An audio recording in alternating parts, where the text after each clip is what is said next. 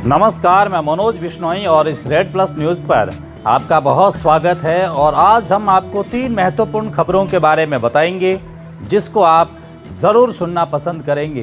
पहली खबर खेजड़ी बचाओ आंदोलन को लेकर है जो बीकानेर से जुड़ी है, और वही दूसरी खबर आज दौसा से है जहां क्यों एक विधायक और एक तहसीलदार आपस में उलझ गए, और तीसरी खबर जोधपुर से है जहां कैसे हरी मिर्च की आड़ में स्मैक जैसे ड्रग्स की सरेआम तस्करी की जा रही है। आपको पूरा एपिसोड खुलासे के साथ बताएंगे, लेकिन आप सबसे पहले एक बड़ी खबर की ओर लौटिए।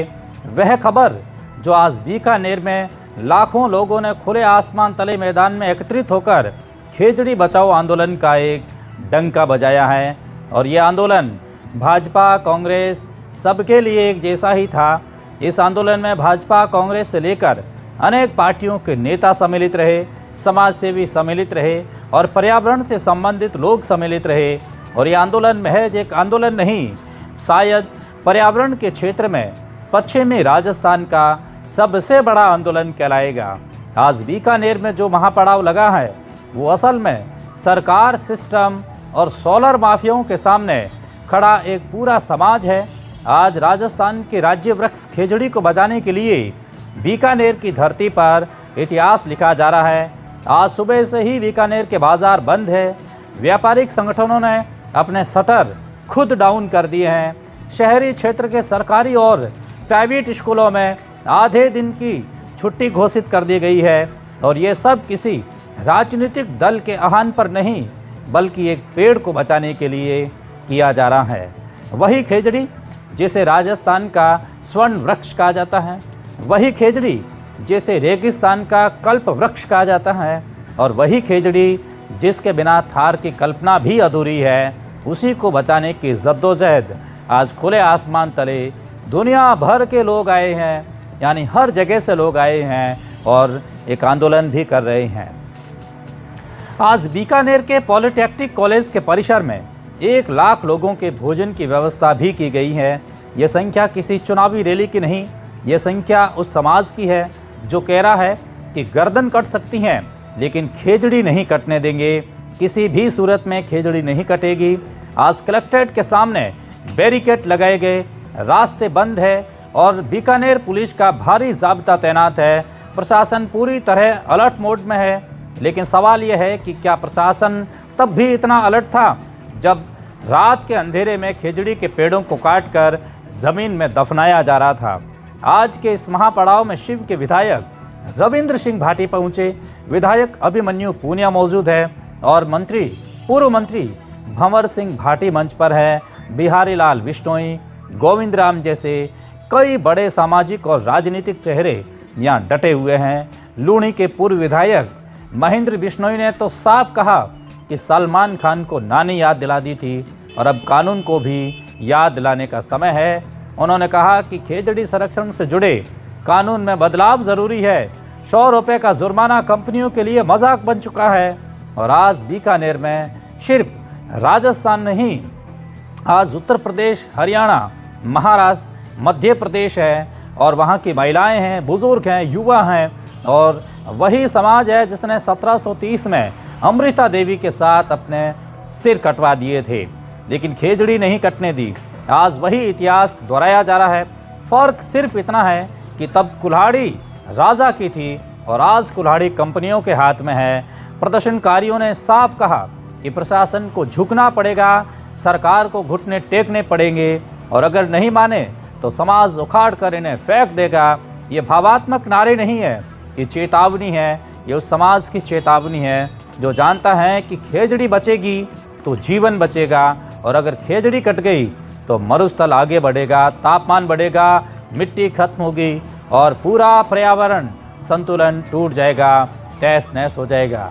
क्योंकि खेजड़ी सिर्फ एक पेड़ नहीं है, खेजड़ी बायोडाइवर्सिटी का केंद्र है, जैव विविधता का मुख्य स्तंभ है, और इसके नीचे घास उगती है, पशु पलते हैं, किसान की फसल बचती है और पकती भी है, मिट्टी में नमी बनी रहती है, कार्बन अवशोषित होता है और तापमान नियंत्रित रहता है। रेगिस्तान में हरियाली बचाने की रीढ़ है खेजड़ी, और तब ये पेड़ कटता है या पेड़ को कोई काटता है तो सिर्फ लकड़ी नहीं गिरती, पूरा जीवन चक्र गिरता है। और यह आंदोलन अचानक खड़ा नहीं हुआ। पिछले 1 महीने से कलेक्ट्रेट और करणीसर भाटियान में लोग अनिश्चितकालीन धरने पर बैठे हैं। महिलाएं बैठी हैं, बुजुर्ग बैठे हैं और कई महिलाओं की तबीयत आज खराब हो चुकी हैं, लेकिन धरना नहीं टूटा। खेजड़ी बचाओ आंदोलन पिछले कई दिनों से एक्स यानी कि ट्विटर पर भी लगातार ट्रेंड कर रहा है और आज भी ट्रेंड रहा। आपने देखा कि नंबर 1, नंबर 2 पोजीशन पर आज ट्विटर पर यानी कि एक्स पर खेजड़ी बचाओ ट्रेंड करता रहा, दिन भर करता रहा और तमाम लोगों का ध्यान है वो इस मुद्दे की ओर, इस आंदोलन की ओर दिन भर रहा। 29 जनवरी को शिव के विधायक रविंद्र सिंह भाटी ने राजस्थान विधानसभा में कहा कि अब तक 26 लाख खेजड़ी के पेड़ काटे जा चुके हैं, 50 लाख और पेड़ काटने की तैयारी है। ये सिर्फ आंकड़ा नहीं है, ये आने वाली पीढ़ियों के भविष्य पर हमला है। आरोप है कि पश्चिमी राजस्थान में सोलर कंपनियां रात के अंधेरे में खेजड़ी काटती हैं और सबूत मिटाने के लिए पेड़ों को ज़मीन में गहराई तक दफना देती हैं, दबा देती हैं। विकास के नाम पर विनाश का ये मॉडल अब समाज को स्वीकार नहीं है और डबल इंजन की सरकार को ये बिना कुछ किए, बिना कुछ समझे त्वरित डिसीजन लेना चाहिए और तुरंत खेजड़ी बचाओ संरक्षण को ये नियम को लागू कर देना चाहिए। आंदोलन की मांग साफ है कि खेजड़ी को बचाने के लिए नया ट्री प्रोटेक्शन एक्ट बने, राजस्थान काश्तकारी टेनेंसी अधिनियम 1955 में जुर्माने की राशि बढ़ाई जाए और सख्त सज़ा का प्रावधान हो, क्योंकि जब तक कानून मजबूत नहीं होगा तब तक माफिया नहीं रुकेगा। खेजड़ी को बचाना सिर्फ एक पेड़ को बचाना नहीं है, ये मरुस्थलीकरण को रोकने और तापमान को नियंत्रित करके जैव विविधता को बचाने और आने वाली पीढ़ियों को सुरक्षित रखने की गंभीर लड़ाई है। और आज बीकानेर का संदेश एकदम साफ है कि अगर सरकार नहीं सुनी या नहीं झुकती है तो ये आंदोलन पूरे राजस्थान में फैलेगा। ये सिर्फ चेतावनी नहीं है, ये एक फैसला है और डबल इंजन की सरकार को ये ज़रूर सोचना चाहिए कि वे भारतीय संस्कृति की तो हिफाजत करती हैं, लेकिन पर्यावरण का भी हिफाजत करना बहुत ज़रूरी है। और आज की दूसरी सबसे बड़ी खबर है कि आज हम आपको राजस्थान की उस तस्वीर से रूबरू कराने जा रहे हैं जहाँ कानून की किताब खुली है लेकिन सत्ता का अहंकार उससे भी ज़्यादा खुला हुआ नजर आ रहा है। ये कहानी है दौसा की, जहाँ सरकारी जमीन से अतिक्रमण हटाने पहुंचा प्रशासन और चुना हुआ जनप्रतिनिधि आमने सामने आ गया। और सवाल ये नहीं है कि ज़मीन सरकारी है या नहीं, सवाल ये है कि क्या कानून से ऊपर कोई बड़ा पद हो सकता है क्या। तहसीलदार गजानंद मीणा साफ कहते हैं कि 12 बीघा बेशकीमती ज़मीन सरकारी रिकॉर्ड में रानी की बीड़ के नाम से दर्ज है और उसी ज़मीन पर भूमाफियों ने अवैध कॉलोनी काट दी है। और जब प्रशासन अतिक्रमण हटाने पहुंचा तो कई पक्के निर्माण तोड़े गए। स्थानीय लोगों ने कोई विरोध नहीं किया, लेकिन विधायक को आपत्ति हो गई। विधायक दीनदयाल बेरवा का आरोप है कि जब उन्होंने तहसीलदार से कोर्ट का आदेश मांगा तो तहसीलदार बिफर गए, उलझ गए और खुद को ज़मीन का मालिक बताने लगे और जेल भेजने की धमकी दे डाली। सवाल उठता है कि क्या एक तहसीलदार खुद को सरकारी ज़मीन का मालिक घोषित कर सकता है? क्या कानून किसी अफसर की जेब में रखा एक रजिस्टर है जिसे जब चाहें खोल लें और जब चाहें उसे बंद भी कर दें? विधायक का दावा है कि गरीबों के घर तोड़े गए, महिलाओं की तबीयत बिगड़ी और जब उन्होंने इसका विरोध किया तो उन्हें धमकाया गया। वहीं तहसीलदार का यह कहना है कि लोगों का कोई विरोध नहीं था, सिर्फ विधायक ही कार्रवाई को रोकना चाहते थे। यानी एक तरफ अफसर कहता है कि मैं कानून हूँ और दूसरी तरफ विधायक कहता है कि मेरे साथ अभद्रता हुई है। अब आप सोचिए कि जनता किस पर भरोसा करे, क्योंकि ये वही सिस्टम है जहाँ एक तरफ खेजड़ी बचाने के लिए पूरा बीकानेर सड़कों पर है, पूरा जो पर्यावरणविद की एक बटालियन पूरी की पूरी सड़कों पर है और दूसरी तरफ सरकारी ज़मीन के नाम पर गरीबों के घर टूट रहे हैं। विधायक पूछता है कि आदेश कहाँ है, तो तहसीलदार जवाब देता है कि ज़मीन मेरी है, आप फालतू बात मत करो। ये संवाद नहीं, ये लोकतंत्र का अपमान है। पुलिस मौके पर बीच बचाव करती हैं और हालात तनावपूर्ण हो जाती हैं, लेकिन कार्रवाई नहीं रुकती हैं।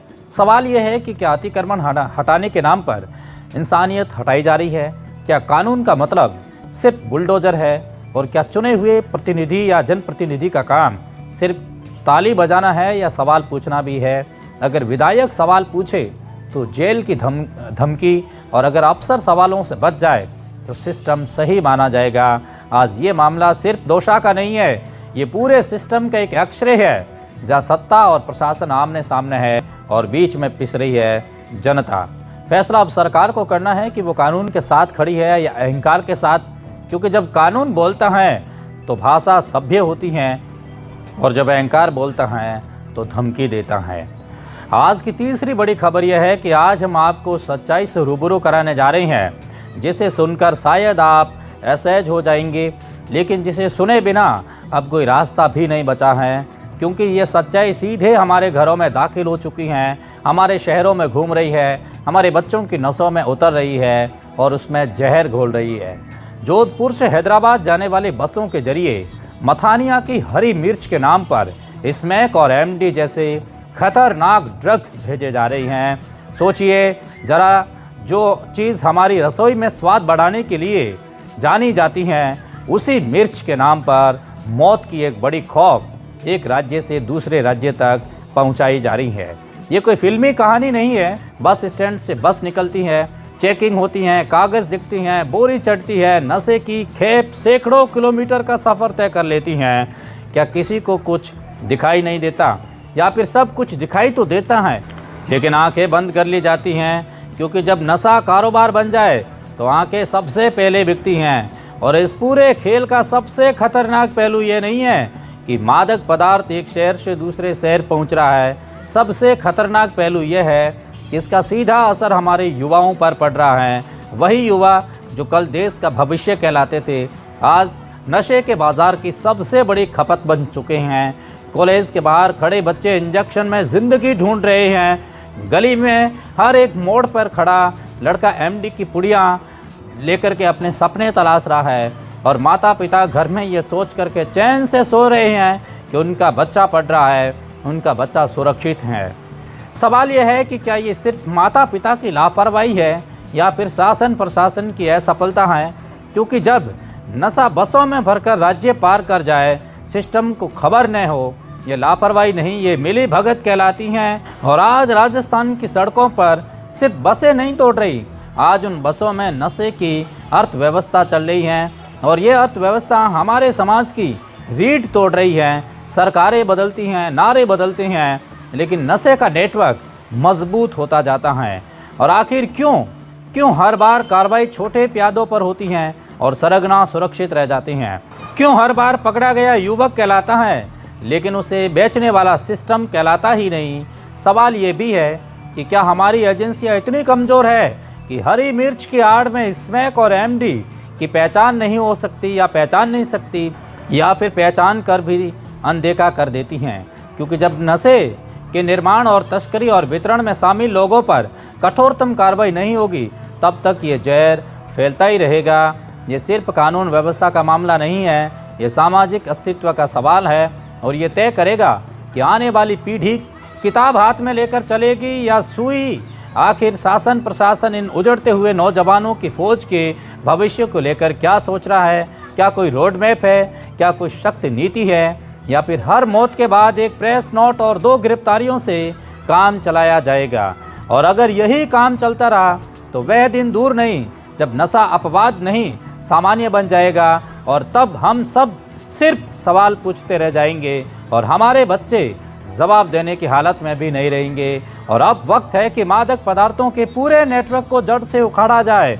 बस ड्राइवर से लेकर गोदाम मालिक तक और तस्कर से लेकर संरक्षण देने वाले अफसर तक हर कड़ी को बेनकाब किया जाए, क्योंकि ये लड़ाई किसी एक राज्य की नहीं, ये पूरे समाज को बचाने की लड़ाई है। और अगर अब भी सिस्टम नहीं जागा तो इतिहास हमें कभी माफ़ नहीं करेगा। और आखिर में हमेशा की तरह विज्ञान से जुड़े कुछ तथ्य आपको बताते हैं। आज हम जिस खेजड़ी को बचाने की बात कर रहे हैं वो सिर्फ एक धार्मिक या सांस्कृतिक प्रतीक नहीं है, वो विज्ञान की नज़र में एक चलता फिरता चमत्कार है। खेजड़ी का वैज्ञानिक नाम प्रोसोफिस सिनेरेरिया है, और ये पेड़ उस इलाके में जिंदा रहता है जहाँ साल भर 100 से 150 मिलीलीटर से ज़्यादा बारिश नहीं होती। विज्ञान कहती है कि खेजड़ी की जड़ें ज़मीन के अंदर 60 से 70 फीट तक चली जाती हैं, और यही वजह है कि जब आसपास की हरियाली सूख जाती है तब भी खेजड़ी हरी रहती हैं। क्योंकि यह ज़मीन के बहुत नीचे मौजूद नमी को खींचकर खुद को जिंदा रखने का काम करती हैं। वैज्ञानिक शोध ये बताते हैं कि खेजड़ी का पेड़ हवा से नाइट्रोजन को पकड़कर मिट्टी में जमा करता है और इसे नाइट्रोजन फिक्सेशन कहा जाता है। इसका सीधा मतलब यह है कि खेजड़ी अपने आसपास की ज़मीन को अपने आप उपजाऊ बनाती है और यही कारण है कि खेजड़ी के नीचे उगी फसल बिना खाद के भी अच्छी होती हैं और पेड़ किसान के लिए प्राकृतिक उर्वरक की भांति हैं, जो न तो बोतल में आता है न ही बाजार में बिकता है। खेजड़ी को रेगिस्तान का एयर कंडीशनर भी कहा जाता है। वैज्ञानिक बताते हैं कि खेजड़ी के नीचे का तापमान आसपास के खुले इलाकों से 4 से 7 डिग्री सेल्सियस तक कम होता है और ये वजह है कि पशु गर्मी में खेजड़ी की छांव तलाशते हैं और इंसान भी सदियों से इसके नीचे बैठकर जीवन जीता आया है। और अब खेजड़ी कटती हैं, सिर्फ छाया नहीं जाती, तापमान सीधे ऊपर जाता है। विज्ञान ये भी बताता है कि खेजड़ी एक बायोडाइवर्सिटी हॉटस्पॉट है। ये एक पेड़ पर एक पक्षियों की दर्जनों प्रजातियां रहती है। इसके तने में कीड़े रहते हैं जो पक्षियों का भोजन बनते हैं और इसी की पत्तियां पशुओं का चारा है। इसके फूल मधुमक्खियों के लिए अमृत सा काम करते हैं और एक खेजड़ी पेड़ अपने आसपास पूरा जीवन चक्र खड़ा करता है और खेजड़ी कार्बन डाइऑक्साइड को तेजी से अवशोषित करने वाला पेड़ है। और वैज्ञानिक आंकलन ये बताते हैं कि ये पेड़ अपने जीवन काल में सैकड़ों किलो कार्बन जमीन पर बांध कर रखता है। यानी खेजड़ी कटने का मतलब कार्बन सीधे हवा में छोड़ देना और ग्लोबल वार्मिंग यानी कि वैश्विक उष्णता को तेज करना। रेगिस्तानी इलाकों में जब खेजड़ी काटी जाती है तो ये सब देखने को मिलता है। सबसे पहले मिट्टी उड़ने लगती है क्योंकि खेजड़ी की जड़ें मिट्टी को बांध कर रखती हैं और वैज्ञानिक इसे सॉइल एंकर कहते हैं। खेजड़ी के बिना रेगिस्तान आगे बढ़ता है, इसे मरुस्थलीकरण कहा जाता है और यही प्रक्रिया खेती को खत्म करती है, पानी को नीचे जाने नहीं देती हैं और पूरे इलाके को बंजर बना देती हैं। विज्ञान साफ कहता है कि खेजड़ी का संरक्षण केवल पर्यावरण बचाने का मुद्दा नहीं है, ये जलवायु परिवर्तन से लड़ने की रणनीति भी है। ये मिट्टी, पानी, हवा और ज़मीन को बचाने का विज्ञान है और इसलिए खेजड़ी को बचाना भावात्मक नहीं, वैज्ञानिक ज़रूरत है। रेड प्लस न्यूज़ से जुड़ने के लिए बहुत शुक्रिया।